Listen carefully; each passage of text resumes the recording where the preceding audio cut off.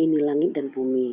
Ini air dan badai, laut dan api dan hujan dan gempa. Khususnya manusia yang bernyawa. Kalau saya berbohong, Allah turun ke bumi, para malaikat turun ke bumi, para nabi dan saya Nabi Musa turun ke bumi. Alaihissalam.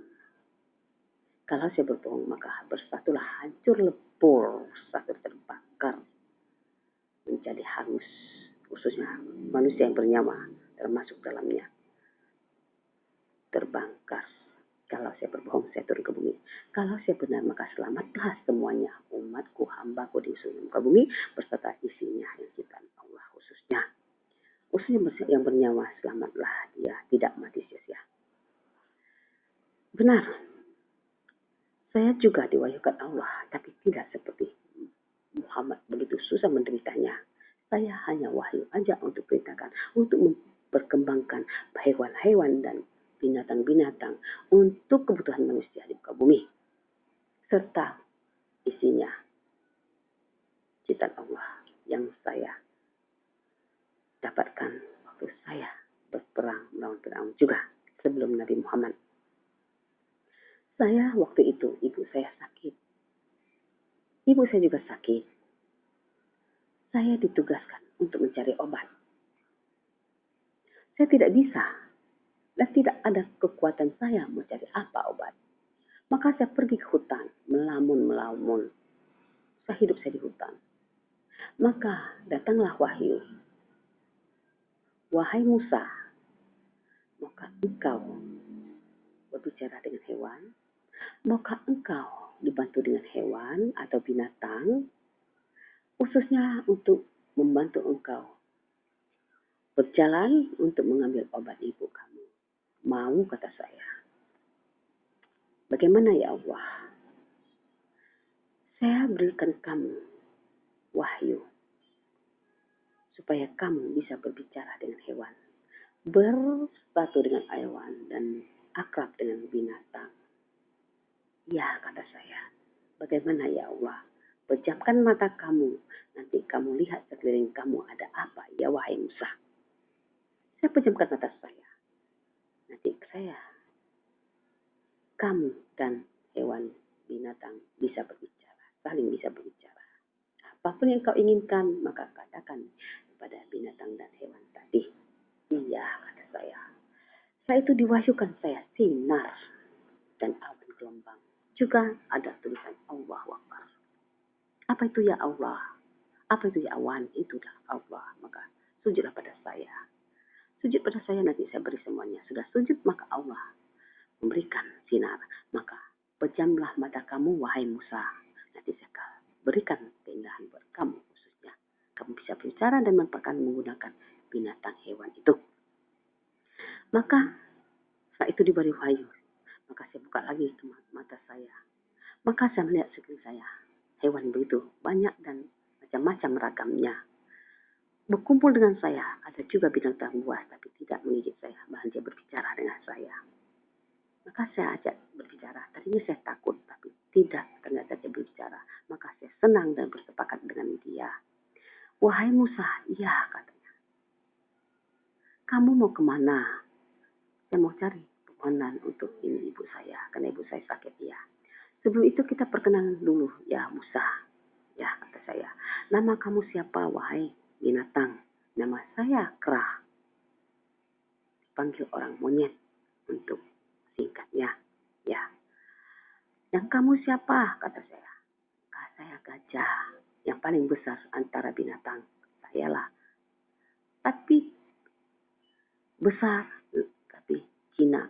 Dan menurut kata manusia, ya saya. Tapi jangan diajak kasar, nanti saya bisa menginjak manusia. Karena manusia itu kecil daripada saya. Iya, kata saya. Lembutlah pada saya supaya saya bisa membantunya. Iya, kata saya. Kamu siapa? Sayalah burung. Di antara banyak sekian burung, bukan burung merpati ya. Burung itu merpati dan burung beo itu kata orang ya. Itu Sulaiman dan bapak saya, burung merpati.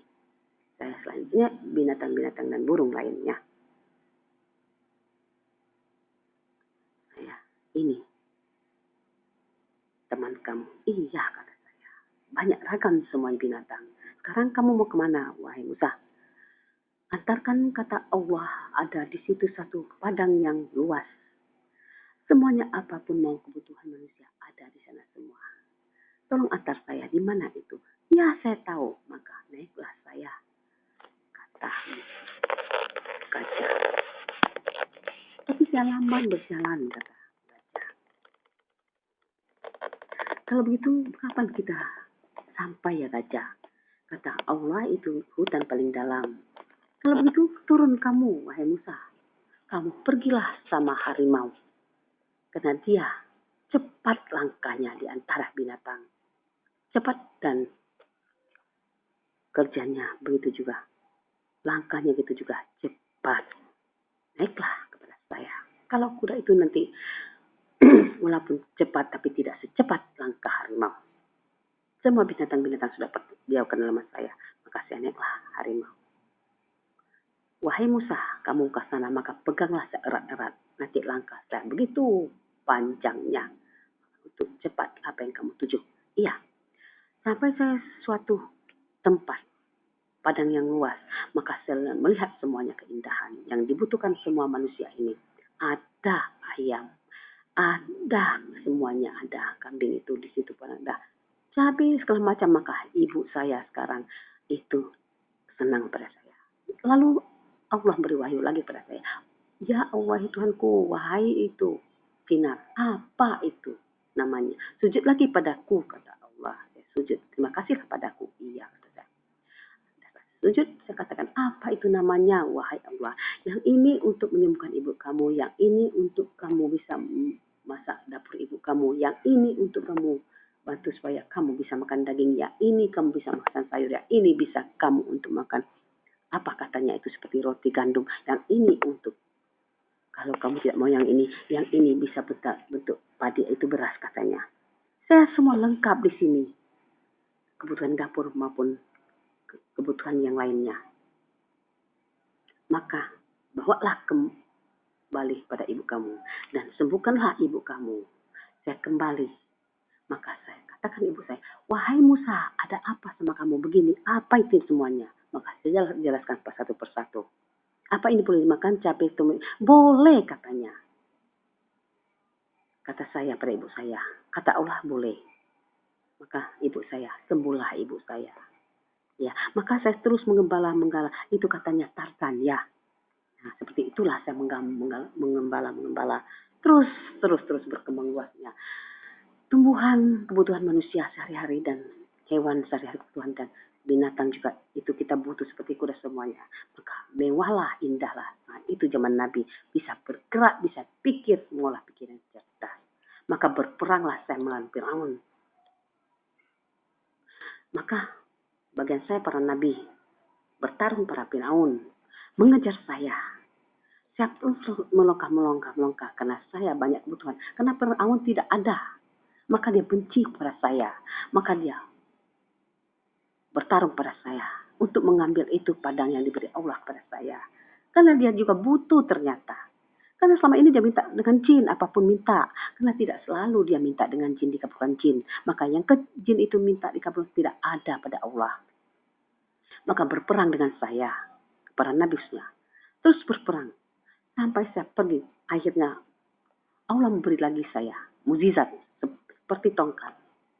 Terus berperang mencari saya, akhirnya ya, tidak ada langkah lagi, tidak ada lagi tujuan untuk larikan diri, tidak ada terkepung dengan Quraisy. Maka kata Allah memberikan mukjizat dengan tongkat, wahai Musa, kau pegang ini tongkat, maka kau belahkan laut, kau tongkat ini kau pukulkan air, maka air ini nanti terbelah, maka kamu masuk ke dalam itu, nyebrang pulau. Supaya Fir'aun tidak mengejar kamu. Kalau habis kamu terkepung dengan Fir'aun. Ya, kata saya. Karena dia mau ngambil yang apa yang saya berikan untuk kamu. Nanti tidak bisa anak cucuku makan. Selanjutnya kalau kamu tidak ada. Ini untuk perkembangan selanjutnya. Untuk supaya anakku makan. Anak cucuku makan. Dan Allah memberinya. Supaya tidak ada kelaparan untuk berikutnya. Tidak dikuasai dengan Quraisy. Maka saya bertarung dan saya belahkan air dengan tongkat, maka terbelahlah laut. Maka terus saya dalamnya bersama para nabi. Sampai saya di pulau seberang, maka Firaun mengejar. Maka sampai semuanya yang zaman Nabi itu kena pengikut saya. Maka masuklah Quraisy ke dalam laut itu. Saya tutupkan kembali tongkat saya, maka bersatulah air itu.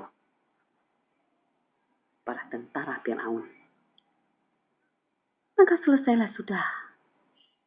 Setelah itu baru berkembang selanjutnya. Untuk benar sampai sempurnanya Islam. Banyak pertarungan para nabi melawan Quraisy.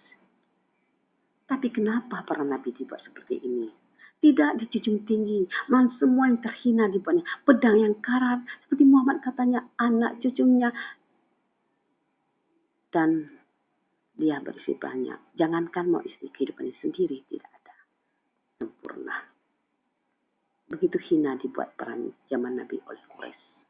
Maka Nabi, semua para malaikat dan semua para nabi khususnya saya Nabi Musa dan Allah membenarkan lagi yang sebenarnya, yang tidak tahu dan tidak terjangkau pemikiran manusia. Dan para nabi turun lagi dan para malaikat dan Allah sempurnakan lagi Islam supaya surga tempatnya.